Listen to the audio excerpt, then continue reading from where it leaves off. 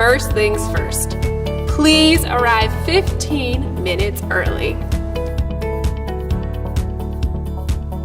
Then, go find the pastor. They'll either be in their office, the sanctuary, or in the fellowship hall, getting some coffee. The next step is putting on the robe. The robes will be in the closet, and there will be ropes hanging up next to them. You can see the rope color. In the sanctuary, it'll match what's on the altar, or there'll be a sheet of paper hanging up on the closet. When you try on your robe, make sure that it's not dragging on the ground or hitting above your knees. It should be, like calf length.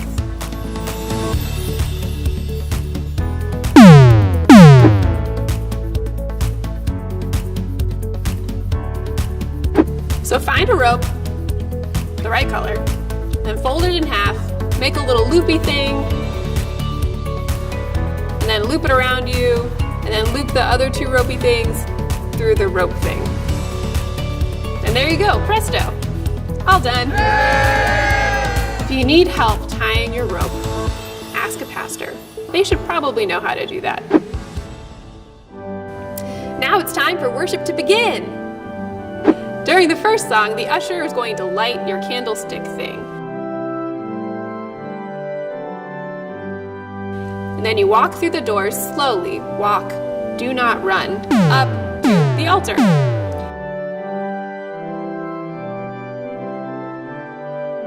The pastors will be behind you.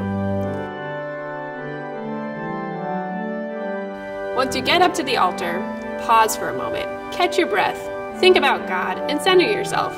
If you are the only acolyte, light the left candle and then the right candle.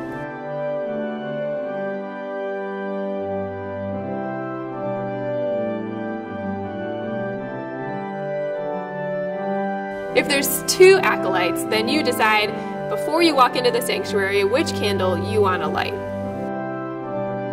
Once the candles are lit, hang up your candle lighter thing on the hooks that you can find behind the pulpit. Once you've hung up your candle lighter thing, you can go sit down next to the pastors. Maybe give them a space or two. Let them have their space or two. So what happens if the candle blows out while you're walking? Don't worry.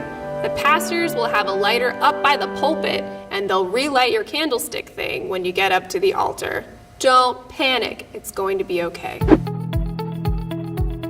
Let's talk about what happens during offering. When it comes time for the offering, which happens after the altar prayers, you'll stand up and grab the offering plates and hand them to the ushers. Then you can go sit down for a little bit.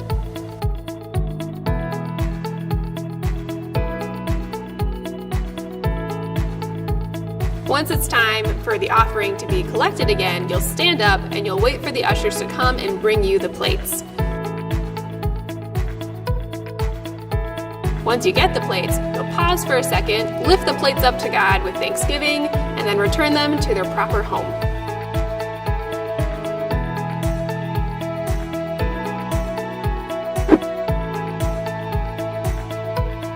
Here's what happens for communion. During communion, we might need your help.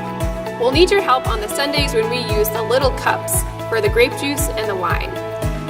If that's happening during your Sunday, the pastor will ask you to come up, you'll grab the tray, and you'll collect the little cups after they're used by people. But here's the important thing. Don't rush the person in front of you. Give them some space. Give them some time.